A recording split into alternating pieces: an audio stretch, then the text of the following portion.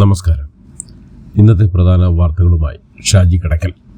ഇന്ന് ജനുവരി 23, 2026 വെള്ളി. വാർത്തകളിലേക്ക്. ശബരിമല സ്വർണ്ണക്കൊള്ള കേസിൽ മുൻ ദേവസ്വം ബോർഡ് പ്രസിഡന്റും കമ്മീഷണറുമായിരുന്ന എൻ വാസുവിന് സുപ്രീംകോടതിയിൽ തിരിച്ചടി. വാസു സമർപ്പിച്ച ജാമ്യ ഹർജി സുപ്രീംകോടതി തള്ളി. രൂക്ഷ വിമർശനത്തോടെയാണ് ജസ്റ്റിസ് ദീപാശങ്കർ അധ്യക്ഷനായ ബെഞ്ച് തള്ളിയത്. അന്വേഷണത്തിലെ പ്രധാന നടപടികളും തെളിവ് ശേഖരണം ഉൾപ്പെടെ പൂർത്തിയായതിനാൽ ഇനി തന്റെ കസ്റ്റഡി അനിവാര്യമല്ലെന്നായിരുന്നു വാസുവിന്റെ വാദം.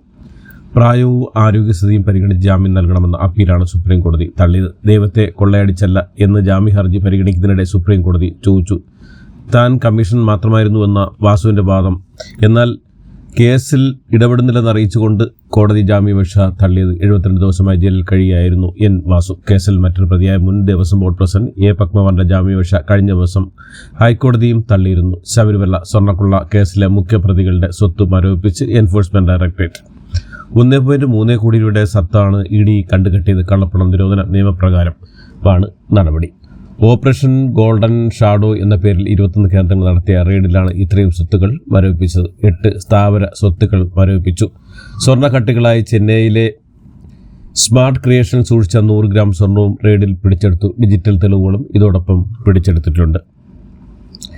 ശബരിമല സ്വർണ്ണക്കൊള്ളയിലെ നിയമസഭയിൽ ഏറ്റുമുട്ടി ഭരണ പ്രതിപക്ഷ അംഗങ്ങൾ. സ്വർണ്ണക്കൊള്ളയിൽ ആരോപണങ്ങളുമായി ഇരുഭാഗവും ഏറ്റുമുട്ടിയുടെ നാടകീയ രംഗങ്ങൾക്കാണ് നിയമസഭ ഇന്ന് വേദിയായത്.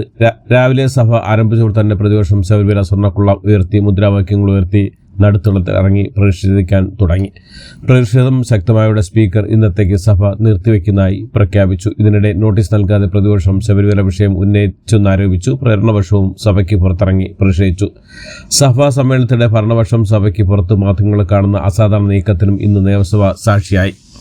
സഭ തുടങ്ങിയോടെ പ്ലേക്കാർഡ് ഉയർത്തിയാണ് പ്രതിപക്ഷം പ്രതിഷേധം ആരംഭിച്ചത്. ദേവസ്വം മന്ത്രി രാജിവെക്കണമെന്ന് പ്രതിഷേധാവ് വി ഡി സതീശൻ ആവശ്യപ്പെട്ടു. SIക്ക് മേലുള്ള മുഖ്യമന്ത്രിയുടെ ഓഫീസിന്റെ സമ്മർദ്ദം അവസാനിപ്പിക്കണമെന്നും വി ഡി സതീശൻ പറഞ്ഞതോടെ മന്ത്രി MP രാജേഷ് മറുപടിയുമായി എത്തി. ശബരിമല സ്വർണ്ണക്കൊള്ളയിൽ അടിയന്തര പ്രമേയ നോട്ടീസ് നൽകാത്തതിൽ പ്രതിപക്ഷത്തെ പരിഹസിച്ചുകൊണ്ടായിരുന്നു MP രാജേഷിന്റെ പ്രതികരണം. അടിയന്തര പ്രമേയ നോട്ടീസ് നൽകാൻ പ്രതിപക്ഷത്തിന് ഭയമാണെന്നും MP രാജേഷ് പറഞ്ഞു. പ്രതിപക്ഷത്തിന് വിഷയം ചർച്ച ചെയ്യേണ്ടി വരുമെന്ന ഭയമാണ്. ഇത് ഭീരുത്വമാണെന്നും തെണ്ണമെടുക്ക് കാണിക്കുന്നുവെന്നും MP രാജേഷ് പറഞ്ഞതോടെ പ്രതിപക്ഷം ബഹളം വെച്ച് നടുത്തളത്തിലിറങ്ങി. ഇതോടെ പ്രതിരോധിക്കാൻ ഭരണപക്ഷ MLA-മാരും എഴുന്നേറ്റ് നിന്നു. ബാനർ കൊണ്ടും സ്പീക്കറുടെ ഇരിപ്പിടം മറച്ചുകൊണ്ടാണ് പ്രതിപക്ഷത്തിന്റെ പ്രതിഷേധം. രൂക്ഷമായ വാദപ്രതിവാദങ്ങളാണ് സഭയിൽ നടക്കുന്നത്.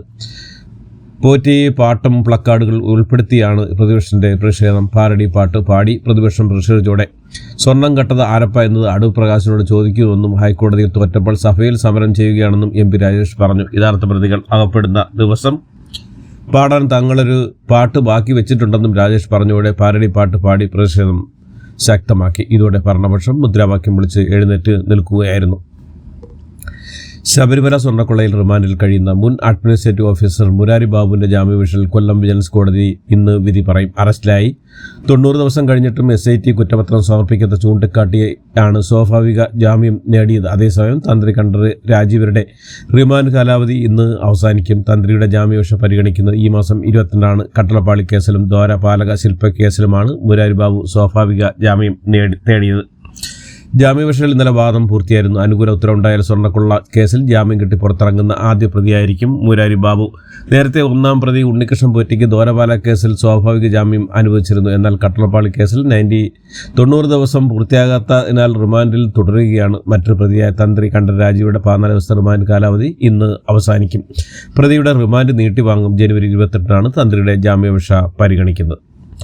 നിയമസഭാ തെരഞ്ഞെടുപ്പിൽ ഹൈക്കമാൻഡുമായുള്ള ചർച്ചകൾ കേരള നേതാക്കൾ ദില്ലിയിൽ. പ്രതിപക്ഷ നേതാവ് വി ഡി സതീശൻ, KPCC അധ്യക്ഷൻ സണ്ണി ജോസഫ് എന്നിവരുടെ നേതൃത്വത്തിലുള്ള സംഘവുമായാണ് രാഹുൽ ഗാന്ധി, മല്ലികാർജ്ജുൻ ഖാർഗെ തുടങ്ങിയ നേതാക്കൾ ചർച്ച നടത്തുക. സംസ്ഥാനത്തെ സാഹചര്യം വിലയിരുത്തുന്നതിനൊപ്പം സ്ഥാനാർത്ഥി ചർച്ചയും നടക്കും. എറണാകുളത്തെ മഹാപഞ്ചായത്തിൽ രാഹുൽ ഗാന്ധി അവഗണിച്ചതിൽ പ്രതിഷേധിച്ച് ശശി തരൂർ MP വിട്ടുനിൽക്കും.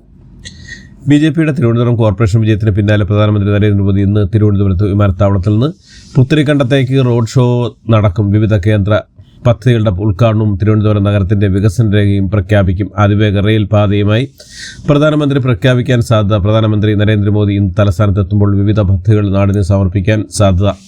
പുത്തരിക്കണ്ടം മൈതാനത്ത് നടക്കുന്ന പരിപാടിയിൽ വിവിധ കേന്ദ്ര പദ്ധതികളുടെ ഉദ്ഘാടനവും തിരുവനന്തപുരം നഗരത്തിന്റെ വികസന രേഖയും പ്രഖ്യാപിക്കും. രാവിലെ വിമാനത്താവളത്തിൽ നിന്ന് പുത്തരിക്കണ്ടം മൈതാനത്തേക്കുള്ള മോദിയുടെ യാത്ര വൻ റോഡ് ഷോ ആക്കി മാറ്റാനാണ് പാർട്ടിയുടെ തീരുമാനം. ഔദ്യോഗിക വേദിയിൽ അമൃത് ഭാരത് ട്രെയിനുകളുടെ ഫ്ളാഗ് ഓഫും ഇന്നൊവേഷൻ ടെക്നോളജി ആൻഡ് ഓണർഷിപ്പ് ഹബിലെ തറക്കല്ലിലും പ്രധാനമന്ത്രി നിർവഹിക്കും. കേരളത്തിലുള്ള അതിവേഗ റെയിൽപാതയും പ്രധാനമന്ത്രി പ്രഖ്യാപിക്കാൻ സാധ്യതയുണ്ട്. സിൽവർ ലൈനിന് ബദലായുള്ള ഈ ശ്രീധരന്റെ പദ്ധതിയാണ് പ്രഖ്യാപിക്കുന്നതാണ് സൂചന. DPR തയ്യാറാക്കുന്ന DMRCക്ക് തന്നെയായിരിക്കും നിർമ്മാണ ചുമതല. ഔദ്യോഗിക ചടങ്ങിന് ശേഷം കോർപ്പറേഷന്റെ വികസന ബ്ലൂ പ്രിന്റ് പ്രകാശനത്തിന്റെ സമീപത്തെ പാർട്ടി വേദിയിൽ പ്രധാനമന്ത്രി എത്തും. 25,000-ലധികം പ്രവർത്തകർ പങ്കെടുപ്പിച്ചുള്ള പൊതുസമ്മേളനമാണ് BJP സംഘടിപ്പിക്കുന്ന. കോർപ്പറേഷനിൽ അധികാരത്തിലേറിയാൽ 45 ദിവസത്തിനകം പ്രധാനമന്ത്രി തലസ്ഥാനത്ത് കൊണ്ടുവരുമെന്ന് BJP സംസ്ഥാന അധ്യക്ഷൻ രാജീവ് ചന്ദ്രശേഖർ പ്രഖ്യാപിച്ചിരുന്നു. പ്രധാനമന്ത്രി നരേന്ദ്രമോദിയുടെ കേരള സന്ദർശനത്തോടനുബന്ധിച്ച് തിരുവനന്തപുരം നഗരത്തിൽ ഗതാഗത നിയന്ത്രണം. ശംഖുമുഖം എയർപോർട്ട് ഭാഗവും പുത്തരിക്കണ്ടം കിഴക്കേക്കോട്ട ഭാഗവും താൽക്കാലികമായി റെഡ് സോണായി പ്രഖ്യാപിച്ചിട്ടുമുണ്ട്. ഹൃദയം മാറ്റിവെക്കൽ ശസ്ത്രക്രിയ കഴിഞ്ഞ് ചികിത്സയിൽ കഴിയാവുന്ന നേപ്പാൾ സ്വദേശി മരിച്ചു. ദുർഗാകാമി ആണ് മരിച്ചത്. ശ്വാസകോശത്തിന്റെ പ്രവർത്തനം നിലച്ചുവെന്നും പിന്നാലെ ഹൃദയസ്തംഭനം ഉണ്ടായി എന്നാണ് ആശുപത്രി അധികൃതർ അറിയിക്കുന്നത്. ഡാനൻ എന്ന അപൂർവ ജനിതക രോഗമായിരുന്നു ദുർഗ എന്ന 22-കാരിക്ക് ഉണ്ടായിരുന്നത്.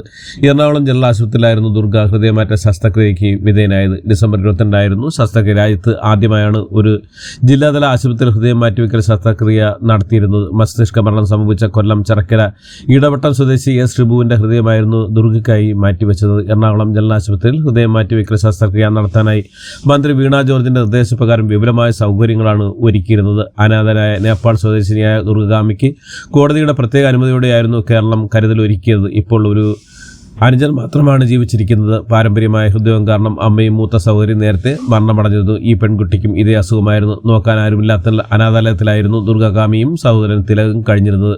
വൻ ചികിത്സാ ചെലവ് കാരണമാണ് അവർ കേരളത്തിലെത്തിയത്. അനാഥാലയം നടത്തിപ്പുകാരനായ മലയാളിയാണ് ചികിത്സയ്ക്കായി കേരളത്തിൽ എത്തിച്ചത്.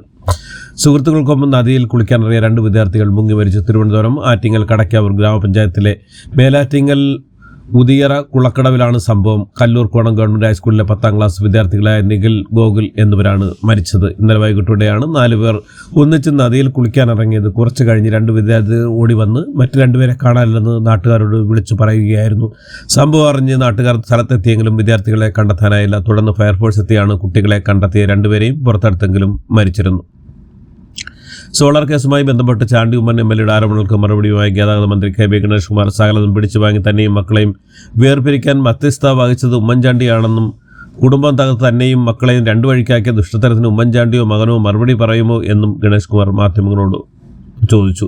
തിരഞ്ഞെടുപ്പ് വരുമ്പോൾ ഉമ്മൻചാണ്ടി ദ്രോഹിച്ചെന്ന് പുതിയ കഥ. ഇത്രയും കാലം ഉമ്മൻചാണ്ടിയുടെ മകനായ ചാണ്ടി ഉമ്മൻ അറിയാത്ത രഹസ്യം തെരഞ്ഞെടുപ്പിന്റെ തലേന്ന് ആരെ പറ്റിക്കാനാണ് ഇറങ്ങിയിരിക്കുന്നതെന്നും അദ്ദേഹം ചോദിച്ചു. CBIക്ക് താൻ കൊടുത്ത മൊഴി ആർക്ക് വേണമെങ്കിലും പരിശോധിക്കാം. ഉമ്മൻചാണ്ടി ഇത്തരമൊരു പ്രവൃത്തി ചെയ്യുമെന്ന ആളല്ല എന്ന് എൻ്റെ അച്ഛൻ മരിക്കുന്നതിന് മുമ്പ് എന്നോട് പറഞ്ഞിട്ടുണ്ട്. ഞങ്ങൾ അങ്ങനെ വിശ്വസിക്കുന്നു എന്നാണ് CBIക്ക് മൊഴി നൽകിയത് എന്ന് ഗണേഷ് കുമാർ പറഞ്ഞു. എൻ്റെ കുടുംബം തകർത്ത് എൻ്റെ സർവ്വതും പിടിച്ചു വാങ്ങി എൻ്റെ മക്കളെയും എന്നെയും വേർപ്പെടുത്തി വിടാൻ മധ്യസ്ഥ വെച്ചത് ഉമ്മൻചാണ്ടിയാണ്. ആ മര്യാദ കണ്ട് മറുപടി പറയുമോ? പറയണ്ട എന്ന് വിചാരിക്കുമ്പോൾ വായിൽ വിരലിട്ടാൽ കടിക്കാത്ത ആരുമില്ല. എൻ്റെ കുടുംബം തകർത്ത് മക്കളെയും എന്നെയും 2 വഴിക്കാക്കിയ ദുഷ്ടത്തരത്തിന് ഉമ്മൻചാണ്ടിയോ ഉമ്മൻചാണ്ടിയുടെ മകനോ മറുപടി പറയുമോ? ഗണേഷ് കുമാർ ചോദിച്ചു. ഉമ്മൻചാണ്ടിയല്ല എന്നെ ചതിച്ചത്. എന്ത് കുറ്റം ചെയ്തിട്ടാണ് 2003 മന്ത്രിസ്ഥാനം രാജിവെപ്പിച്ചത്? എൻ്റെ പേരിൽ ഏത് കേസാണുള്ളത്? ഒരു കുടുംബവഴക്കിൻ്റെ പേരിൽ മന്ത്രിസ്ഥാനം രാജിവെപ്പിച്ച് തിരിച്ചെടുക്കാമെന്ന് പറഞ്ഞ് പറ്റിച്ചു. ചാണ്ടി ഉമ്മൻ ഇത്രയും കാലം എവിടെയായിരുന്നു? ചാണ്ടി ഉമ്മൻ മിണ്ടാതിരിക്കുന്നതാണ് നല്ല, അല്ലെങ്കിൽ താൻ ഇതൊക്കെ വിളിച്ചു പറയുമെന്നും ഗണേഷ് കുമാർ പറഞ്ഞു. സോളാർ കേസിൽ ഉമ്മൻചാണ്ടിയെ കുടുക്കിയത് ഗണേഷ് കുമാറാണെന്നായിരുന്നു ചാണ്ടി ഉമ്മൻ്റെ ആരോപണം. സോളാർ കേസിൽ പരാതിക്കാരുടെ 18 പേജുള്ള പരാതി 24 പേജ് ആക്കിയത് പിന്നിൽ ഗണേഷ് കുമാറാണെന്നും ഈ വിഷയത്തിൽ കൊട്ടാരക്കര കോടതിയിൽ കേസ് നടക്കുന്നുണ്ടെന്നും ചാണ്ടി പറഞ്ഞു.